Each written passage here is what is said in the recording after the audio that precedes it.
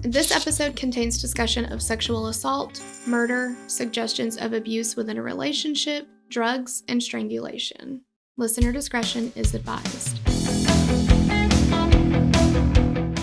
On January 13th, 1999, 18-year-old high school senior Hae Min Lee was reported missing by her family. She'd been leaving school that day, but never arrived to pick up her younger cousin from school. In the time span of less than 30 minutes, it seemed the young woman had vanished. Less than a month later, Hae's body was found in a park partially buried. She had been strangled to death. The investigation that ensued resulted in Hae's ex-boyfriend, 17-year-old Adnan Syed, being convicted of her murder and sentenced to life in prison. However, after a judge recently ruled that the prosecution had failed to turn over evidence that could have altered the jury's verdict, Adnan's sentence was vacated. Shortly after, the state dropped the charges against him. Was Adnan Syed wrongly convicted? Was his counsel ineffective? Or was he truly proven guilty beyond a reasonable doubt? All right, so this is part 2 of 2. We did part 1 last week. So if this is your first episode with us crazy kids over here, then you just want to go back a week because you want to listen to part 1 first. Right. Yeah, but I mean, hey, we're not your real mom. We never will be. If you like going part 2 before part 1, that's your jam. That's fine. You know, some people read the last page of a book in case they die before they finish it. That took a turn I was not ready for, but sure. It took a When Harry Met Sally turn, which you should always be ready for. That's true. So, yeah. So, just want to let you know this is part 2. Don't get confused. Right. All right. So, last episode, we talked about Hae's disappearance, Hae Min Lee. We talked about that her body had been found in Lincoln Park. They kind of sound the same. And so now we're going to get into and I use this term lightly, investigation. Sure. Yeah. So, Hae's family was absolutely devastated to learn that she'd been murdered. And one of their close family friends said it was like the whole family died when Hae died. It's just heartbreaking. One of Hae's best friends called Adnan and told him over the phone that Hae's body had been found. He asked her if Aisha was home and asked her to call Aisha and tell her that he was coming over. Several of Hae's friends had gathered at Aisha's house, and witnesses said that everyone was absolutely shocked, including Adnan, and he kept saying, "It can't be her, they must have the wrong person." Finally, he called the police department, and he asked to speak to the person investigating her death, but was told he'd have to call back in the morning. Friends said that he was an emotional mess. Detective Massey, who was the secondary detective on the case, said that within the 72 window hour... No. How many windows were there? There were 72? In 1 hour, yes. Okay. Wow. Yeah, so there's different types of hours, and it just depends on how many windows it is. And this one was a 72 window hour. Okay. The standard is 60, just saying. It's a lot. Yeah, the 72-hour window after the body had been found, they didn't have any particular person of interest. They were also still looking for Hae's 1998 Nissan Sentra. On February 12th, around 3 p.m., 3 days after Hae's body was found, Detective Massey received an anonymous call from what he described as a, quote, Asian male between the ages of 18 to 21. The caller advised Massey that he and the other investigators should focus on the victim's boyfriend, Adnan Syed. The caller told him that Adnan had taken Hae to Lincoln Park before to have sex. He said that Hae had broken off their relationship about a week before she went missing. He then hung up. So Massey dialed *57, which is, I don't know, I guess to call the person back or get the number of the person who called. But he got a recording that said that service was not available in this caller's area, so we don't know who the caller was. But just a few minutes later, this person called again, and he said that he recalled once that Adnan told a friend that if he ever hurt his girlfriend, he would drive her car into a lake. He then hung up and he never called again, and it is still not known who this caller was. Wow. And her car's not found in a lake, so anyway. On February 26th, Detective McGillivray with the Baltimore City Police Department, who was now the lead investigator in the case, with his secondary, Detective Ritz, they go to Adnan's home to interview him. that sounds like Detective Ritz and McGillivray sounds like what is it? Star and Hutch? Starsky and Hutch? Yeah, like it just sounds like a bad detective movie or something. Like Ritz and McGillivray. Reporting for duty, yeah. Well, I've always had a thing for blondes. Good, because I'll take anything. Exactly, yeah. Adnan's father sat with him while the police asked him about his relationship with Hae, and he told him that they had dated, but he didn't want his father to know. Adnan told them that he'd been in Hae's car several times, not on the day that she disappeared, though. And he had a difficult time recalling his exact movements on that day. And now, remember, this is February 26th. This is 6 weeks later. Yeah. Like, you know, I can't really tell you what I did Monday. And today's Thursday. Well, which I thought was Wednesday until Beth told me today was Thursday. So. Right. And every day typically is just an ordinary day until it's not, you know? Like, you can look back on, oh my gosh, I remember getting the news that Hae has been murdered. Okay, maybe you can remember exactly what you were doing when that happened, but on any given normal day where you don't think much of it, you're not going to remember every detail of it because it's not a crazy, memorable day typically. Right. And a lot of people are like, well, the police included are like, well, don't you think that's weird though? Because wouldn't he remember what he was doing on the day that his ex-girlfriend disappeared? Somebody that he's supposed to really care about and be friends with. But when she disappeared, nobody knew she had disappeared yet except for her family. So, because remember, it was after school. And then the next 2 days, school was closed. And then you had the weekend. And then Monday's a holiday. So, and then Tuesday, he wasn't at school that day either. So he wouldn't have seen Hae that day either. So it's a full 7 days before he would get to school and realize that she's not there. That's going to be the 8th day. So at the time that she disappeared, at the time that she went missing, when she didn't show up to pick up her cousin and she didn't show up to work and she didn't come back home that night, those were still ordinary days and activities for him. And it wasn't until a week later that he realized anything had happened. That would be the same thing as somebody asking me and you, I remember what I was doing when 9/11 happened. Like the moment that, you know, the planes hit and everything. Yeah, same. But I can't tell you what I was doing in the week leading up to that when, you know, these attacks were possibly being planned or whatever. You know, it's like... I can't even tell you what I was doing 30 minutes before we saw it on the news. Yeah, so when these people were getting on the airplane or whatever, like... I don't know what I was doing at that time. I mean, I assume I was in school because I was in school when it happened. But, like, you know, like, it's like asking somebody, well, what happened before the thing that you remember? Like a week's worth of things that you remember or things that you did. Like, it just doesn't... I don't think that that's suspicious. I don't either. I would think...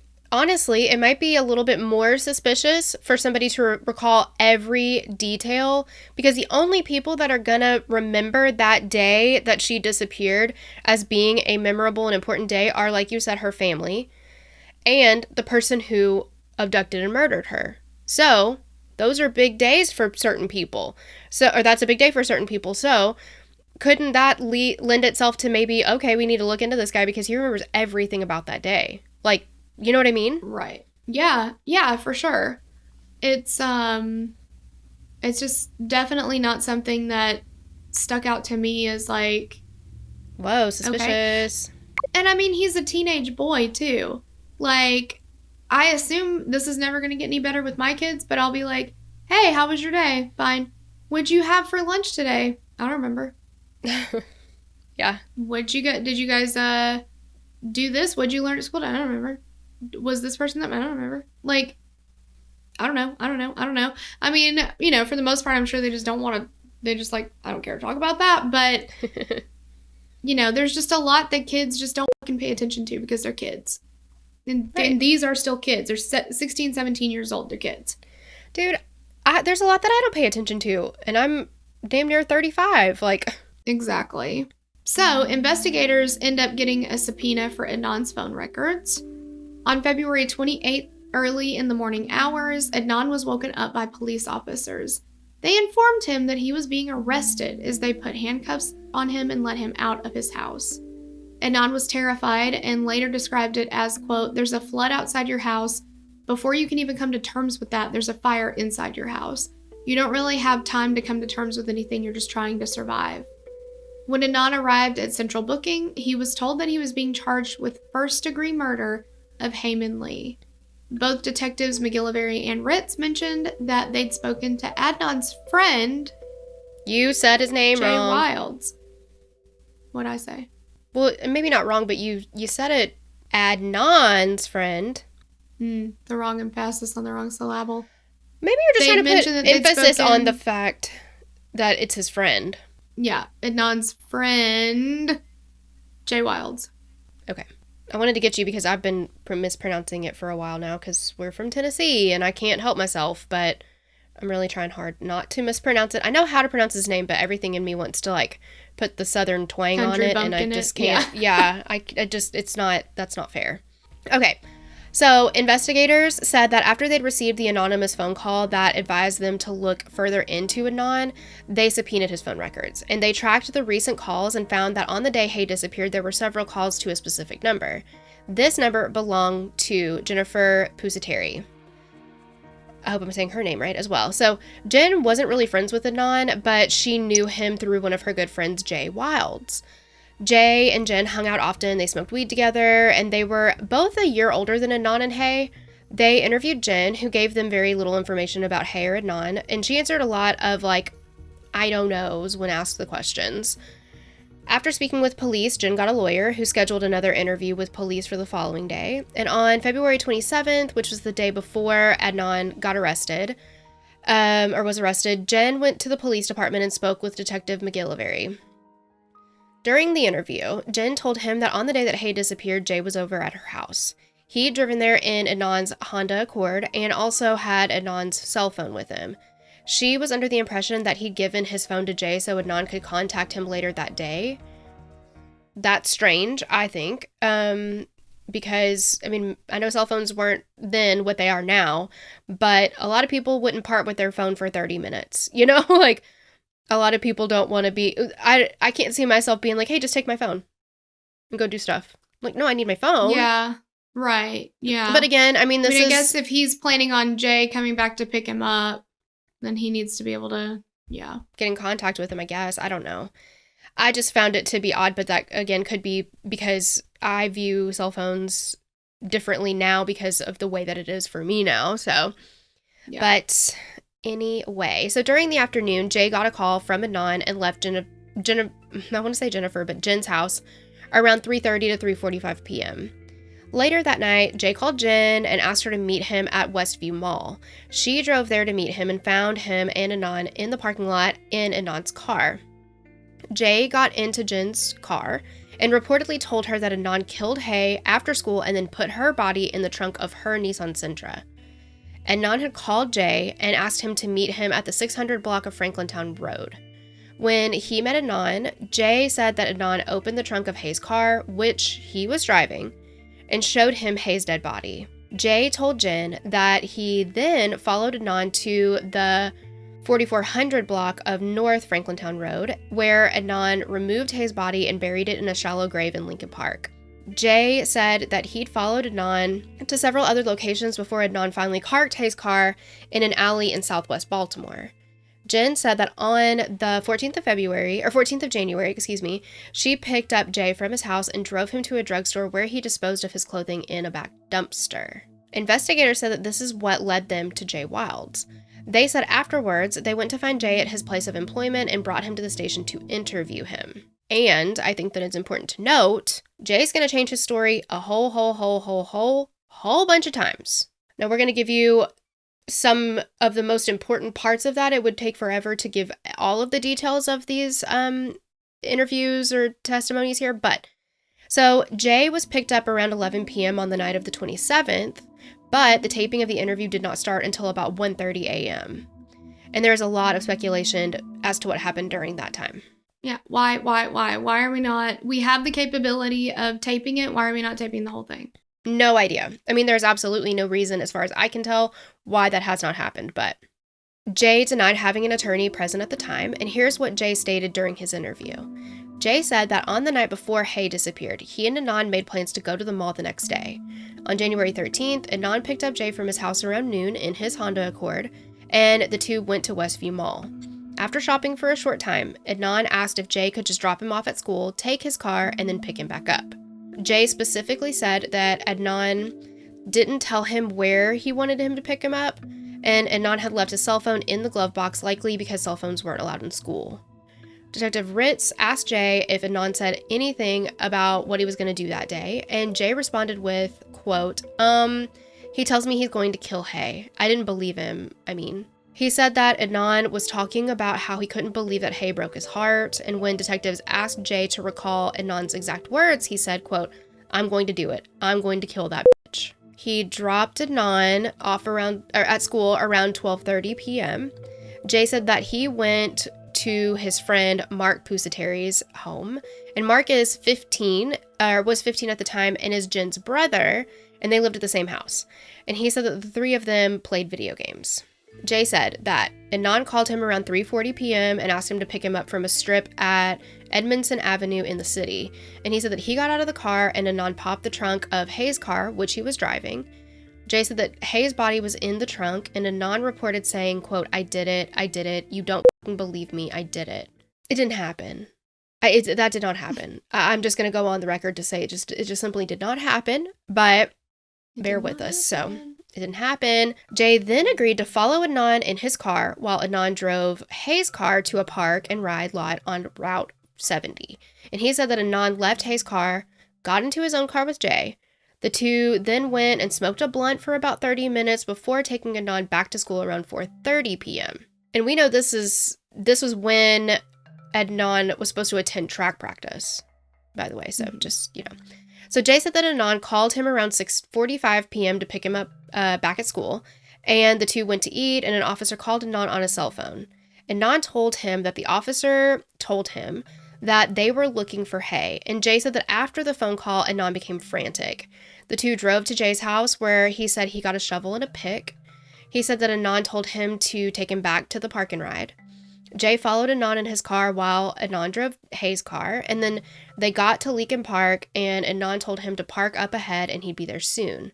After about 10 or 15 minutes, Adnan walked over and told Jay that the body was heavy and that he needed to bury her, and then he vomited. At this time, both cars were supposedly pulled off the road, and they started to walk back in the woods to where Adnan had put Hae's body. Adnan asked Jay to start digging a hole, digging several times until he finally started helping.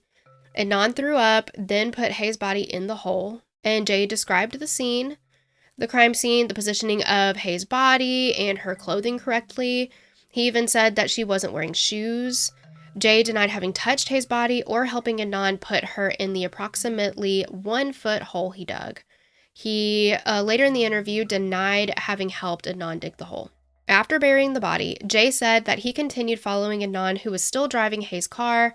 He said that he was looking for a place to leave the car, and he said that Adnan parked it off a small side street first, but then decided to leave it somewhere else.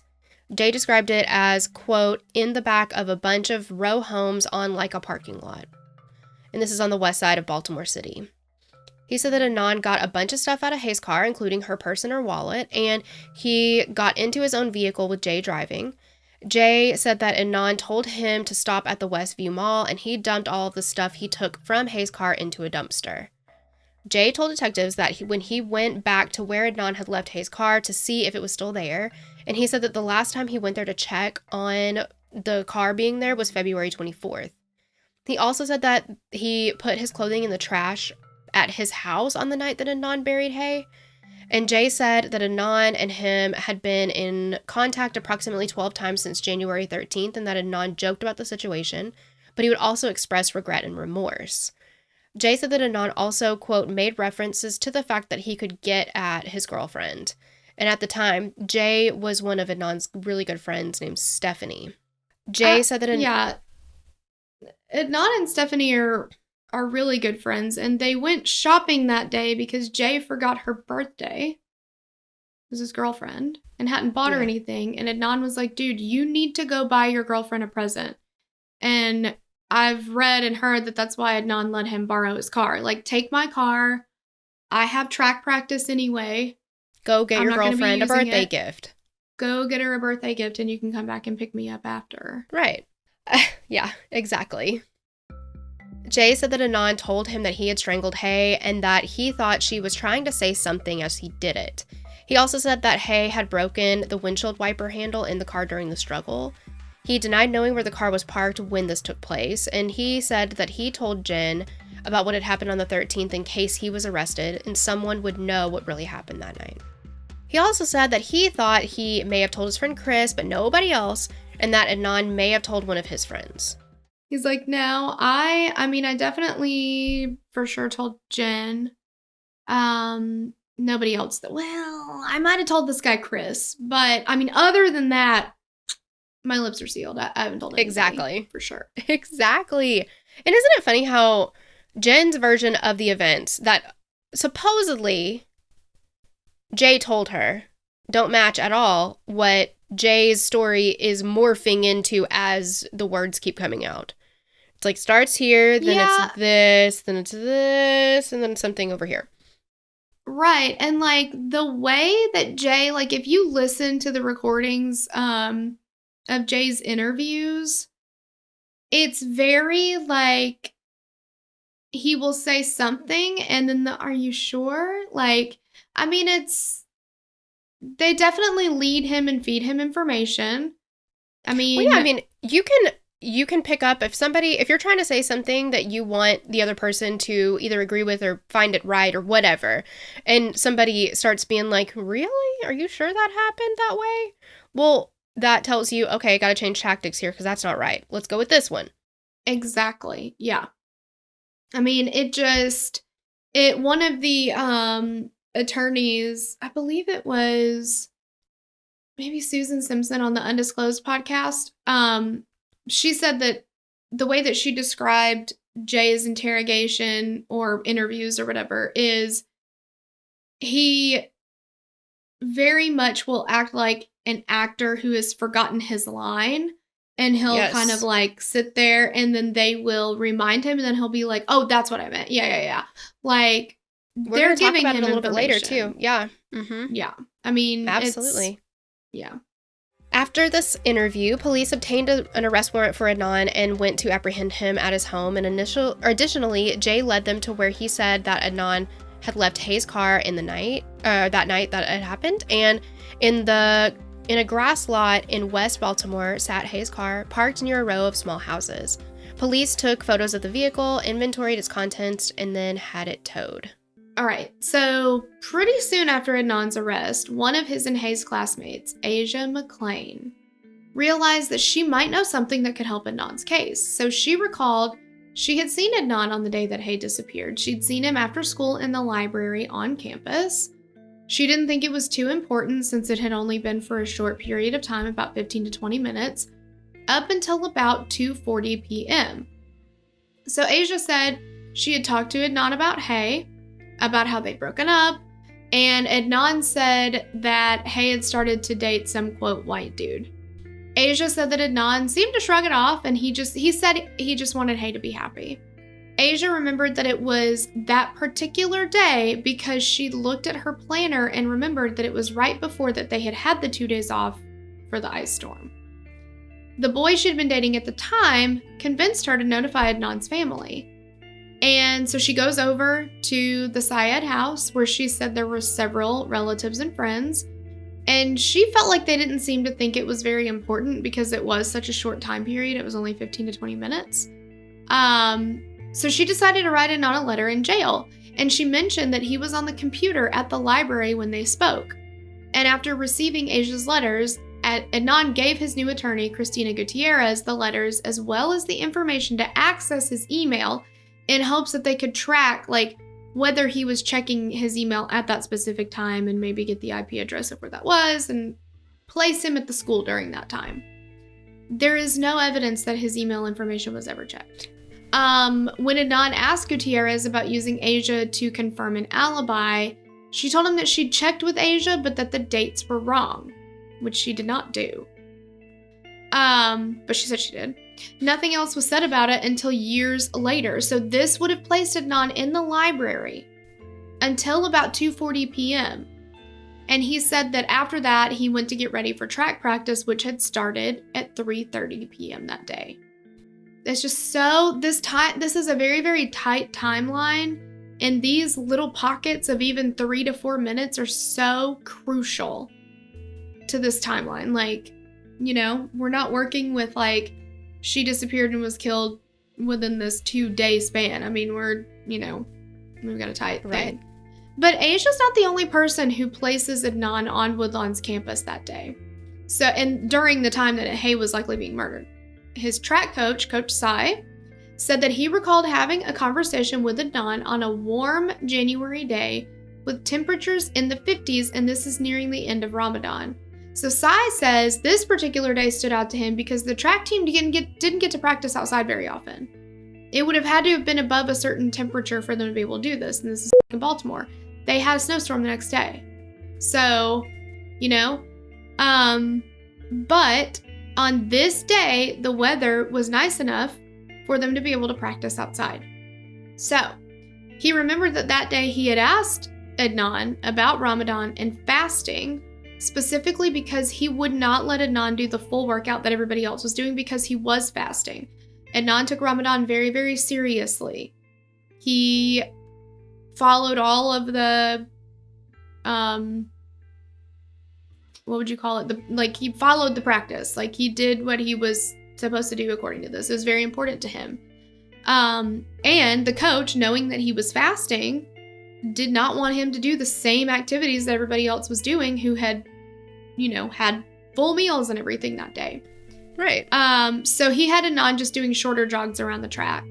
He said that Adnan was there on time that day and left on time. According to Jay, his testimony is that Adnan was an hour late. He was an hour and a half late. Like, I've never played a sport, but I know if you're that late to a practice, your coach is going to give you absolute hell and probably will give your team hell for it.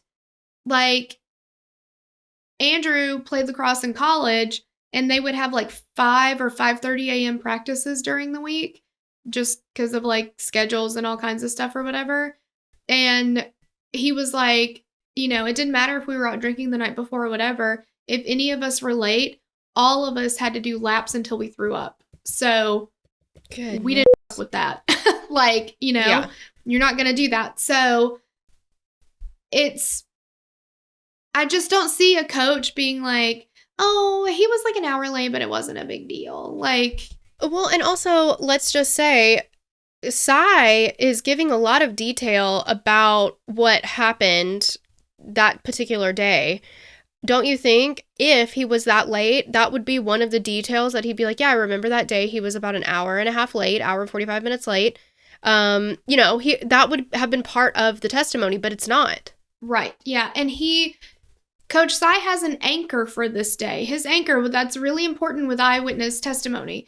I can't just come up to you and say, January 13th, Tori, tell me about it. Like, you're not going to recall that specific day unless you have an anchor. January 13th is actually a day that I got in a car accident, so I remember it very well. Like, you need something that solidifies that date in your mind. Yeah, for Coach Sai, it's, oh my gosh, I remember that day. It was actually one of the warmest days that we could actually practice outside. Yep, in January in Baltimore. Outside. Yep. Mm-hmm. And it was towards the end of Ramadan because Adnan was still fasting. We had a conversation about that, but I remember having this conversation with him outside. He wasn't late that day. I know that because I remember this day. So he also remembered that Adnan had been at track practice that day for like these reasons, but also because Adnan was telling him that he was leading prayers at the mosque the next day. And you can go back to the records, and Adnan did lead prayers at the mosque the next day. So again, these are all things that place this conversation happening on that date, Mm-hmm. Now, Coach Syed did not recall the specific date. He didn't say this happened on exactly blah, blah, blah, but he's like, all these things happened on the same day. But other things indicated it could have only been the 13th. So in the undisclosed podcast, it's reported, quote, during the last 2 weeks of Ramadan, there were only 2 days in which the temperatures went above 40 degrees. January 12th, January 13th. There was no track practice on the 12th because they had a track meet that day. So it can't be there because Coach Syed couldn't have remembered Adnan doing shorter jogs that day because it was a meet. He would have had to, do the whole thing or whatever. Do all of the runnings. Yes, all of the runnings. So it would have had to have been the 13th. Coach Syed was definitely there. Adnan was definitely there. It just all places it right there. Right. At Adnan's trial, Coach Syed testified, but was pretty much only asked if he took written records of attendance, which he did not. But they don't ask him all this other stuff. That is that anchor that you need. And it just, I don't know. Another friend interviewed by police was Debbie Warren. She had recalled seeing Adnan on the 13th while he had his gym bag. She said this is about 2:45 p.m. He was talking about going to track practice, which directly contradicts the state's timeline. But they're really regretting talking to her, huh? Yeah. Don't you think? Okay, we didn't know you were going to say that. So let's pretend like this didn't happen. Yeah. In December of 99, Adnan went on trial against the state of Maryland for the murder of Hae Min Lee. Not too far into the trial, the judge declared a mistrial, as the jury had heard the judge call Adnan's attorney, Christina Gutierrez, a liar. Okay, I'm sorry. If you as the judge are looking at this attorney who has somebody's life in her hands, and you're like, you are a liar, don't we need to protect the defendant's rights and be like, I think there's something going on in this case and she's already exhibiting inappropriate behavior? Let's get her off of this and find a new attorney. She's not going to provide a proper defense. Absolutely not. His second trial began shortly after, and the state's case against Adnan relied heavily on Jay's testimony. But here's the thing about Jay. His story has changed 11 million times.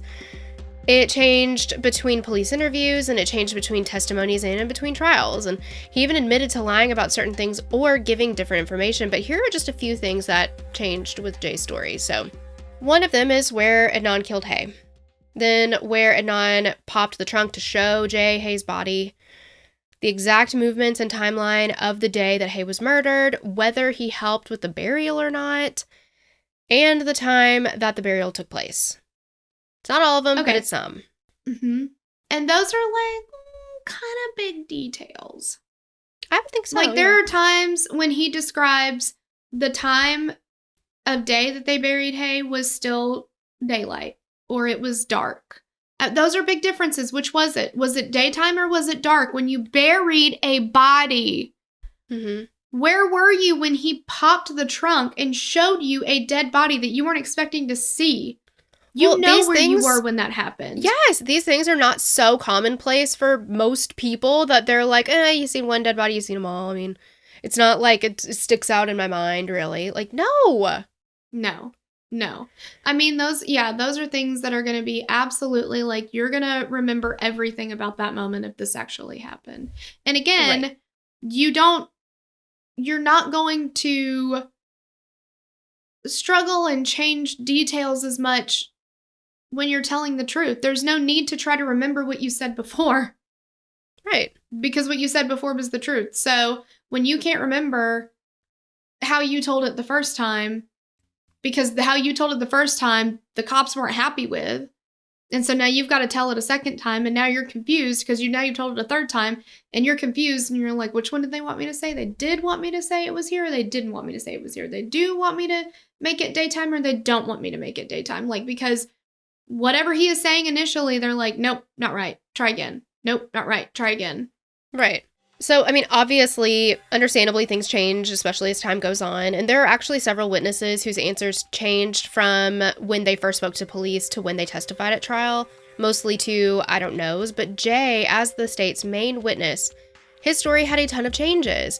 And while the main point of his story, which is that Adnan strangled Kay and then buried her body in Lincoln Park, never changed, but so many other things did, so much. Another important point to note is that it has been brought up many times by those who believe Adnan is innocent, is the belief that the police coached Jay, and that's why his story changed so much. And this is specifically after they found Hae's body and had more specifics about what happened to her. And this is what, I mean, Torella was talking about with Susan Simpson. Oh, yeah. It was. He's somebody who seems like he's being coached, and she said, here's the direct quote, Jay does that a lot, by the way. The thing where he sounds like an actor who's forgotten the next line. Luckily, the detectives are always willing to help him out. They give him time to think about it. They give him hints, suggestions, reminders. Their influence can likely be seen in the fact that by the time of the second interview, Jay's story about when track ended moved closer to the truth. Mm-hmm. And I mean, even with like him saying what time he dropped Adnan off at track practice. Mm-hmm. Practice was supposed to have started around 3:30 that day, right? But at one point he says he doesn't drop him off till like 5:40, like till it's almost over, or 5, or whatever. Like, again, we're talking about an hour and a half, 2 hours into practice. Yeah. And it just backs up and backs up and backs up. Like, it's not true. Jay admitted that the detectives showed him Adnan's phone records and that altered his answers to things. And when Jay seemed to forget what he was saying on taped interviews, you can sometimes hear knocks or what sounds like paper being pushed across the table. Jay will then answer after apologizing for forgetting the answer. And of course, there's that big chunk of time that we don't even have because they didn't record it until hours and hours and hours later. The second piece of evidence that the state hinged their case on, against Adnan on, was the cell phone data. So Kevin Urich, the prosecutor, argued that where Adnan's cell phone pinged that day placed him in all of the right places to match Jay's altered story, specifically with 2 calls that pinged at Lincoln Park that night. And a cell phone expert even testified about this data at the trial that the information was incriminating, but after the trial, after the trial, those investigating the case that believed that Adnan was wrongly convicted noticed something strange about the cell phone data. So there was a cover sheet on the faxed phone data that read how to read subscriber activity reports with the text, quote, outgoing calls are only are reliable for location status. Incoming calls will not be considered reliable information for location. Outgoing, this was yes. On the incoming, fax no. Cover sheet. Yeah. Now listen to what the fuck happened. And it says, this is how you read this report. Yeah. Read before reading. Yes. So listen to this, though. Both of the calls placing Adnan at Lincoln Park were incoming, which means that they do not lend itself to the location. You can't use those. The expert who testified at the trial regarding these calls was contacted, and it was found out that he was never shown the cover sheet with the information about incoming calls. And he later contacted Adnan's new lawyer to sign an affidavit for his appeal, saying that if he'd been aware of the disclaimer, it would have affected his testimony. Okay, excuse me. Why is he the cell phone expert if he doesn't know this information? Shouldn't an expert know that even outgoing if you don't know are the ones, incoming? Yeah, like maybe that's specific to each carrier or something like that. But if you're a cell phone data expert, wouldn't you at least know that, like, hey, sometimes, or some carriers, only some of outgoing or incoming, are reliable. Like, wouldn't you know to verify that kind of information? I don't know. The expert testimony really burns your bucket, doesn't it? It really does now. Yeah, because I know too much now. Like, so he gets up on the thing and he's no more an expert in this case than you or I reading the report, because that's all he did. And he took it for its word. Anybody can do that instead of being like, well, this is what the report says, but because I'm an expert, I know how to read this report, and this is the information that it is actually conveying. Now, I mean, of course, what you're saying is completely true. I do think that you're getting a little heated, and I wish that you would calm the fuck down. Can't do it, won't do it. But the bigger issue for me is the prosecution didn't show him that cover letter. Somebody did not show him that cover letter. Whether or not he knew about it or whatever. Somebody saw it. Yeah. Yes, it was faxed together. It was in a packet that it wasn't like the cell phone carrier was like, whoops, forgot to fax the cover letter. They faxed it all. Mm-hmm. Yeah, and somebody chose to show him pages 2 through whatever, not page 1 through whatever. That was a choice that somebody made. Evidence that could have 100% changed the verdict. Absolutely. And it was Susan Simpson that found that cover sheet years later. And when she found it, she was like, I can't be the first person to realize this, right? Like it has to be not relevant because somebody else has seen this, right? It's the cover sheet. Right.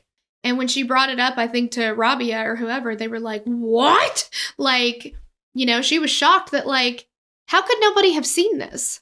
How could nobody have read this? That's massive to this case. And okay, so essentially the state's timeline was that Adnan and Hae were in the parking lot of Best Buy very shortly after school and that Adnan had strangled her by 2:36 p.m. And they used this specific time because there was a supposed phone call from a payphone outside of Best Buy made to Jay on Adnan's cell phone at 2:36. And investigators referred to this as the, quote, come and get me call. They said that this is after Adnan murdered Hae and wanted Jay to pick him up. But the timing is contradicted by several of Jay's stories about when Adnan called him to pick him up, as well as Jen's story of when Jay left her home that day. And in addition, Asia, Debbie, and Coach Sai's testimonies also directly contradicted the state's story. They alleged that Adnan murdered Hae out of jealousy because she was dating someone else.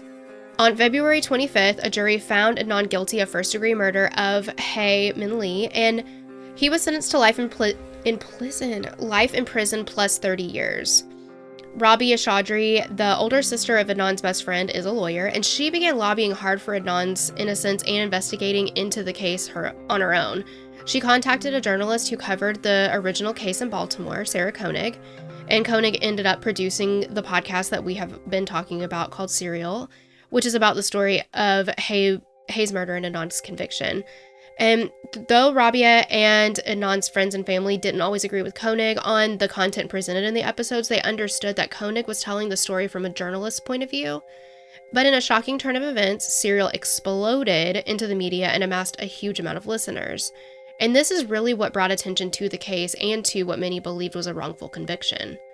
Since then, there have been several other podcasts released about the case, and Adnan's name has become even more well-known. Despite the recognition that the media has given to the case, there is still so much that is unknown or not understood. Due to the significant amount of information in this case, it's impossible to address everything in a short amount of time. Like, just understand that. We know that. There's so much more to bring to the table, but we could sit here for how many window hours? 142 window hours, I think. At least. Yeah. We could do it, but we have to just give, like we said, the bird's eye view of the case. But there are some major points that are brought up on podcast Reddit, Facebook pages, and other sources that are questionable and either place doubt on Adnan's guilt or point towards him having murdered Hae. And one of them is Don. Don was Hae's current boyfriend and was not really investigated that much. During his initial call with police after Hae was reported missing, he didn't mention that he had been working that evening, nor did he mention that Hae and he had plans to hang out after she got off work. And several of her friends said that she'd mentioned that day. He later told police that he'd been working at LensCrafters in Hunt Valley, which was a different store location than the one that he usually worked. A detective spoke to an employee from the Owings Mills Mall, where Don usually worked, and he said that he worked at the Hunt Valley store that day, but nothing further was asked. Adnan's attorney subpoenaed Don's employment records later that year, which showed that he did not work on July 13th. However, Urich, the prosecutor... Oh, what did I say? July. What am I doing? That he did not work on January 13th. Excuse me. So, but Got it. Urich, who was the prosecutor, had a phone conversation with Linscrafter's legal department, who reportedly found another timekeeping record that showed Don did work that day. And they also notified that the GM who would have made the timekeeping record that day was Don's mama. Uh-oh. Yeah. Also, Debbie, Hae's friend, contacted Don after Hae's disappearance by email, and she suspected that he might have known where Hae was. Don gave Debbie his phone number, after which the two had a 7-hour phone conversation. Debbie told Don that she would be spending spring break with her sister on a nearby college campus, and Don asked to come visit her. And when he did, Debbie said that he clearly expressed romantic interest in her, and she admittedly went along with it for some time before reportedly making it clear that she was not interested in that. When a detective was asked why Don didn't get equal attention in the investigation, he replied, quote, he didn't have any phone calls come in about him. And this is referring to the anonymous phone calls that Adnan. Are we to believe then that police only investigate people who they receive a phone call tip about? Just evidence or any actual, any police work that's going to lead to, or what, like, you're supposed to work the case and work everybody that, from the inside out. Don's on the inside. You need to investigate him, whether or not he has a phone call about him. Right. You should investigate Don whether or not he has a phone call about him. That's fine. But the thing is, though, Terrell, and I feel like you're missing the point. It happens all the time. I don't know how you can be this stupid. Nobody said Don did it. Nobody said that. What are they supposed to do? What's he supposed to do? Yeah, I don't know. I don't like the 7-hour phone conversation. I don't like that, just in general. You can be a douchebag and not be a murderer. I completely understand that. And there's a lot to that whole time card that day. It was supposedly looked like it had been written in and not stamped in. Yeah. There's a lot of stuff with that. Well, and the fact that it was his mom that was like, I can verify this. Yeah, the only verification that we have is his mom said so. Yes.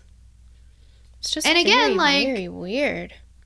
Yeah, that's, sometimes a parent is going to be your alibi. I mean, I do understand that.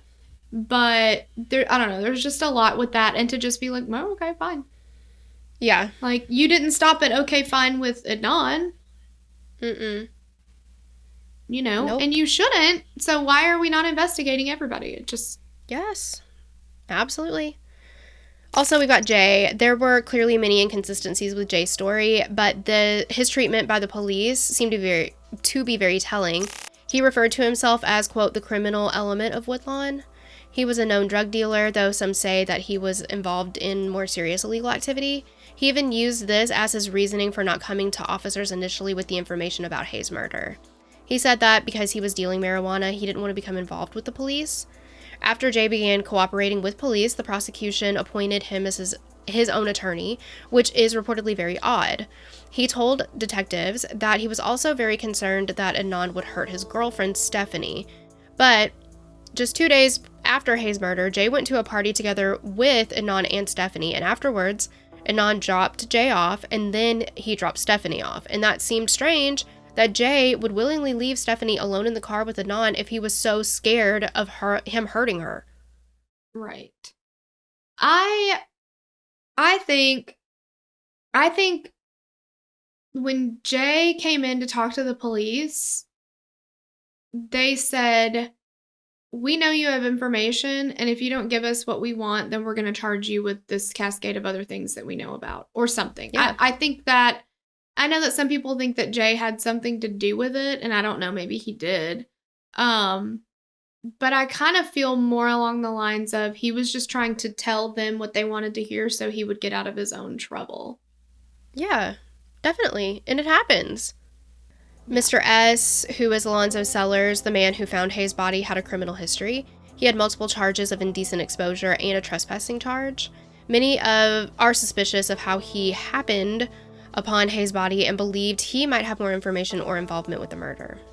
Then we got weird police stuff. As mentioned early, Hae's computer was seized by police. However, about a week after it was seized, the detective with the computer science unit said that he was told to cease his investigation relating to the computer because the case was now a homicide with Baltimore City, no longer a missing persons case with Baltimore County. Any files from Hae's computer, as well as the computer itself, were lost and never brought into evidence. Just great. Okay, this was the heyday of AOL Instant Messenger. I don't know this to be a fact, but Hae was on AIM. Yeah, I'm sure who was she talking to? That's such important information.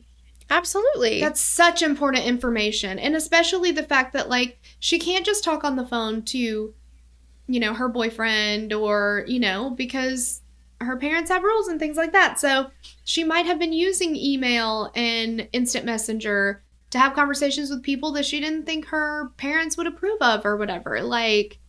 Yeah. It's important. If somebody... And text messaging was not what it was, or not what it is today. Its infancy, yeah. I just feel like it was so expensive. Yeah, if anybody was on their computer, at all, really, and then they go missing and or are murdered, then you gotta look there, at the very least. Don't stop the investigation, and sure as shit, don't lose it. No. So we also have the phone call, and it's, Jay said that on the night that Hae was murdered, after the murder, he and Adnan went to his friend Christy's house, and Christy recalled Adnan, receiving a phone call on his cell phone. And so after the call, Christy said that Adnan was asking Jay, quote, "What am I going to do? What am I going to say? They're going to come talk to me."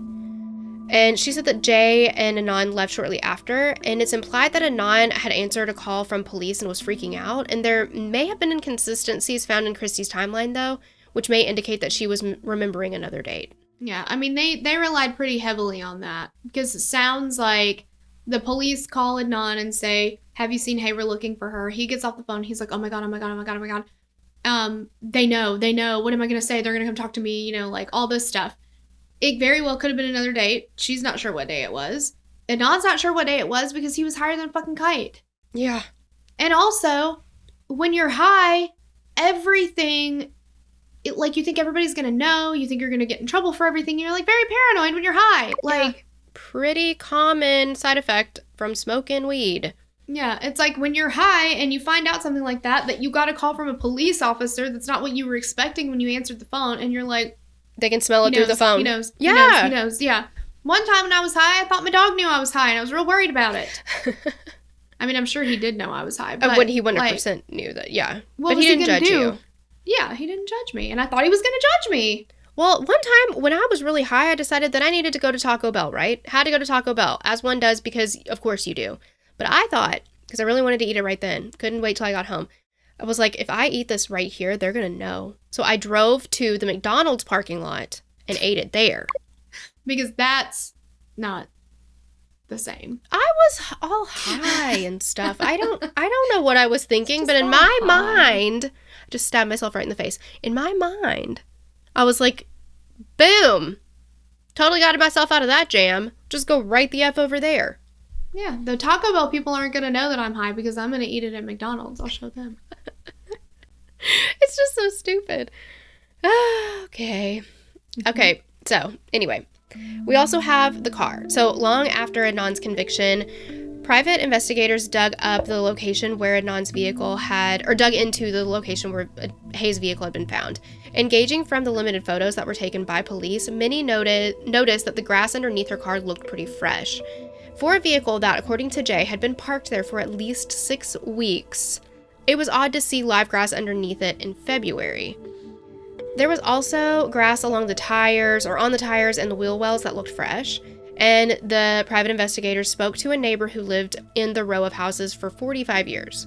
She said that she doesn't recall the grass lot ever being reseeded, and she also said that it's unlikely that a car could have been parked there and abandoned there for over 6 weeks. And she or her neighbor would have noticed if it had been there for that long. Mm-hmm. She said that they would have called the police or have somebody come check it out and tow it if they needed to. Yeah.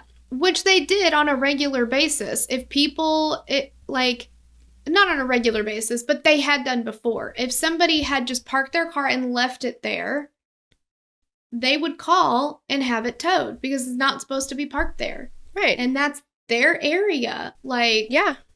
They don't want just random cars sitting there forever. Exactly. So they would have made the phone call. This woman was like, I absolutely would have noticed that. It would be the same thing as a strange car parked in front of, your house for 6 weeks. Yeah, I would have seen that. Not my car. What's going on there? Why is it still there? Every time you leave your house or look out the window, it's it's still there. It's still there. Yep. Then we have the breakup note that Hae wrote to Adnan, and it was found by investigators. On the back of it, Adnan and Aisha had been passing notes back and forth on it during class. And at the top of the note, on the back, Adnan wrote, quote, "I'm going to kill." Aisha said that this was not on the note when she and Adnan were passing it back and forth. Adnan's car was towed and was tested for the presence of any soil that would link him to Lincoln Park. None was found. After going through Adnan's belongings, nothing was found that matched the fibers on Hae's body. There was no forensic testing performed on Hae's car trunk to determine if her body had ever been in there. Hair, blood, and fingerprints were taken from both Jay and Adnan.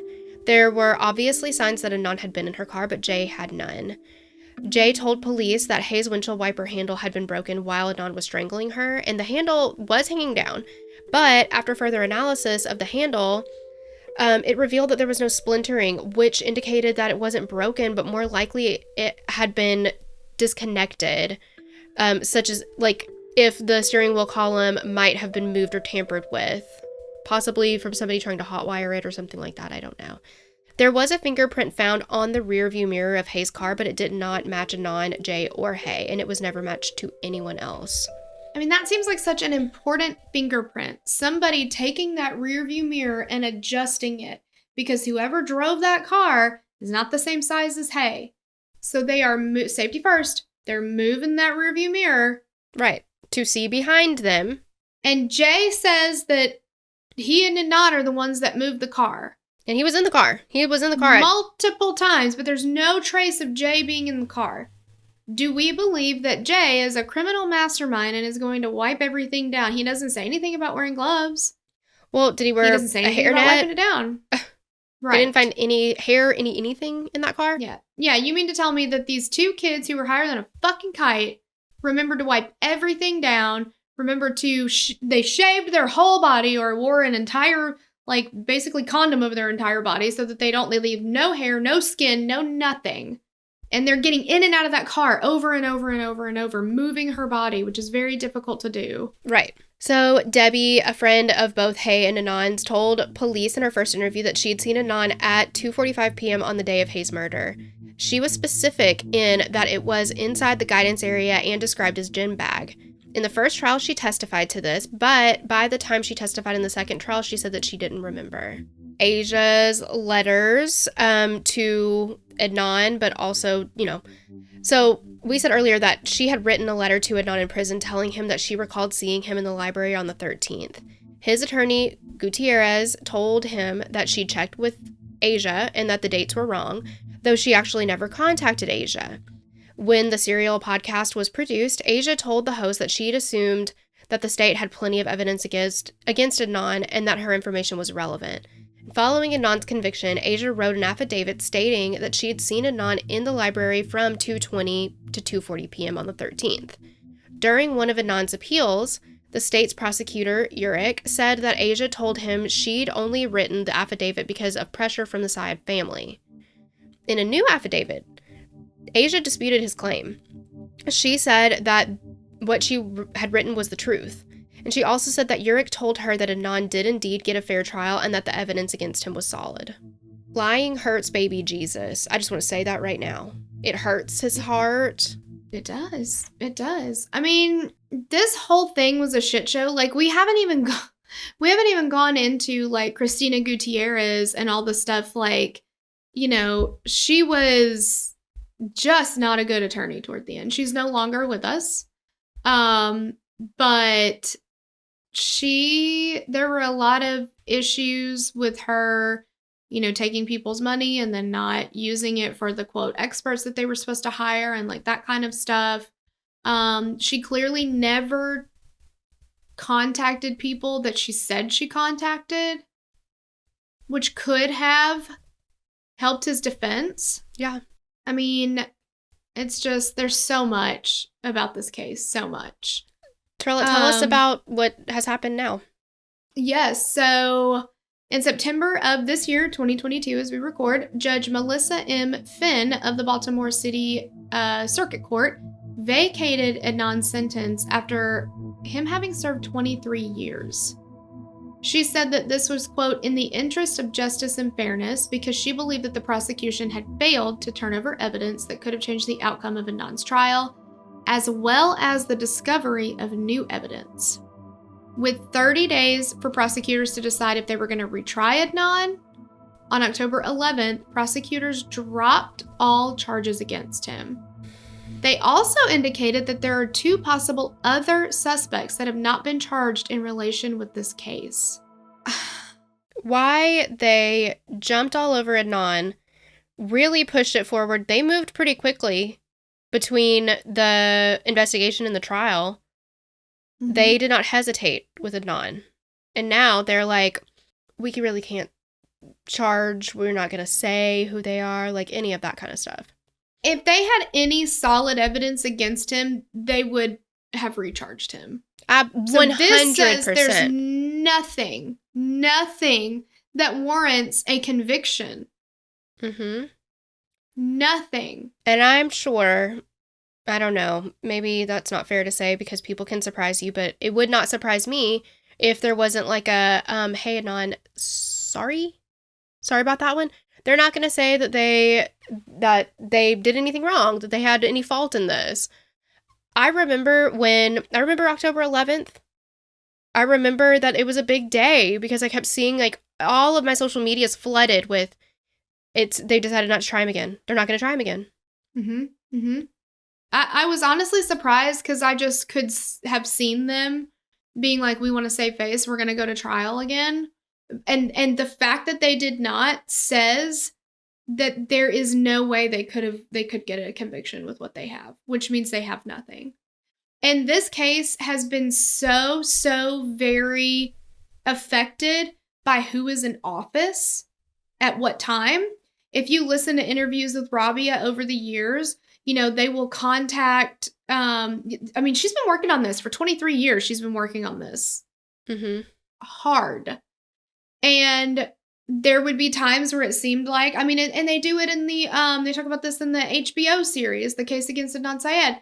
Like, it looks like things might happen, and then somebody gets voted in as district attorney, or the, incumbent stays in or whatever. And so all hopes are gone, You've got to have a new district attorney. Otherwise, this one is holding on to, well, this happened under my watch, or I am holding up the previous administration's decisions or whatever. And I'm not going to retry this case. And I'm not going to allow evidence to be tested. Evidence that was never tested. Why does the prosecutor get to make that decision? Mm-hmm. Because it's in the prosecutor's interest to not test the DNA if they've already gotten a conviction. What do they need to test it for? Absolutely. In case they got it wrong? Like, no, they're not going to do that. Mm-mm. So these are reasons that just like, before we got into this, one thing that I didn't realize was like just how important it is to, I know people put a lot of weight in voting for presidencies, and they should, but we don't put as much weight into doing our local voting, which is just very, very important because it's things like this.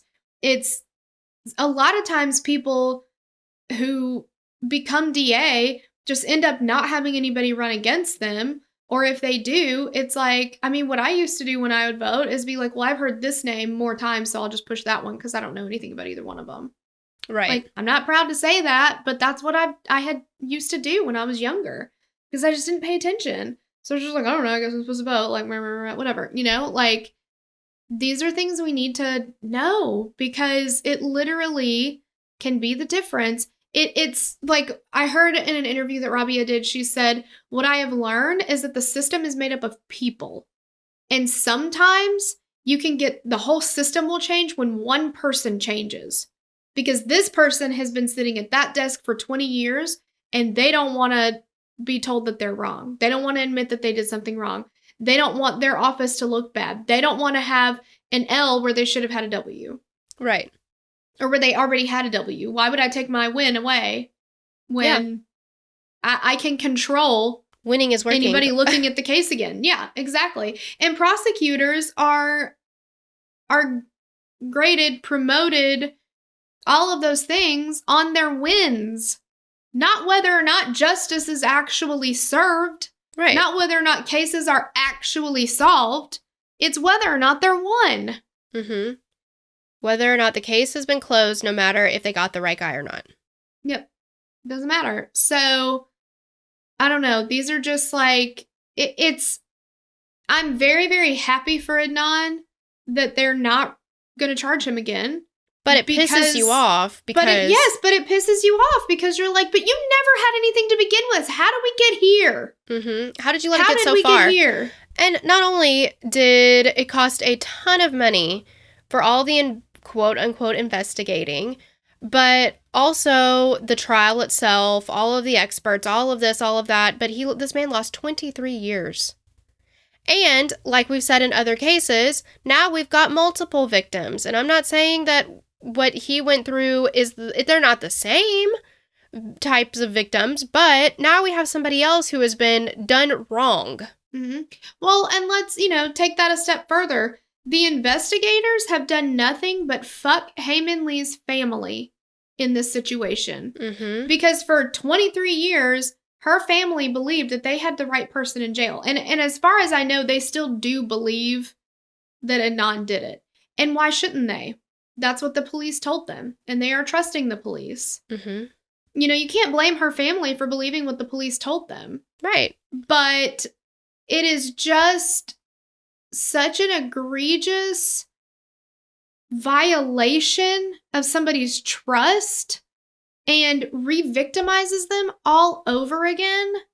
Yeah. I mean, I cannot imagine what Hae Min Lee's family went through on October 11th. Mm-mm. It's like a happy day for a lot of people, and it is so traumatizing to them. And they should not have had to go through that.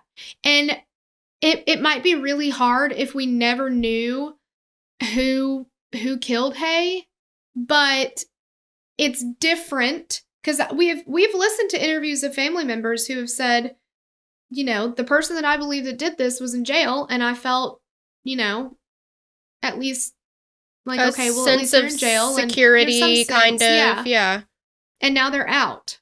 What does that do to a person? Right. It's just awful. Let's see. So they indicated that there were 2 possible other suspects.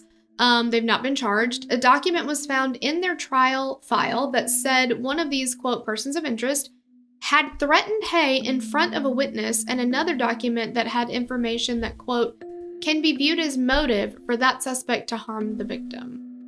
One of the 2 suspects has been convicted of attacking a woman in a car, as well as convicted of serial rape and sexual assault. It's not clear if this is the same person. They also found that Hae's car had been found directly behind the home of one of these suspects' family members. In addition to these findings, several items that were not initially tested for DNA have been sent out to have testing done. Regardless of whether Adnan is guilty of the murder of Hae Min Lee, it seems pretty obvious that his counsel was ineffective. He was not proven guilty beyond a reasonable doubt. And like we said, unfortunately, and we say this about every case that is a wrongful conviction, the publicity ends up being focused on the person who's wrongfully convicted, wrongfully accused. And they need that attention so that they can get out of jail. But the victim, the murder victim, gets kind of lost in translation because we have to get this person out of jail who we don't believe, did this thing. But justice for Hae Min Lee's family is doing your job. Mm-hmm. Testing the evidence, following up on leads that you're receiving, and not just looking at one kid. And we didn't even get to touch on, there's just so much in this case. The fact that Adnan was Muslim, mm-hmm. and this is around 9/11. Right. You know? I mean, there was a lot of just racism involved in this case, too. So there are so many different factors, and whatever the exact reason in that the police honed in on him, they never looked at anybody else. They certainly didn't prove him guilty, and the fact that they're not recharging him says that they never had anything. 100%. Absolutely. We, of course, would love to hear what you guys think, always and forever. I think that we can all agree, based on what we know now, that Adnan did not get a fair trial, not one little bit. But of course, if you have any info, any thoughts, anything to share, we implore you to share it. I mean, you can do it on our Instagram, which is KQ True Crime, on our Facebook groups. But we just want to thank you guys so much for listening and watching, and we love you, and we hope to catch you on the next episode. Bye. Bye.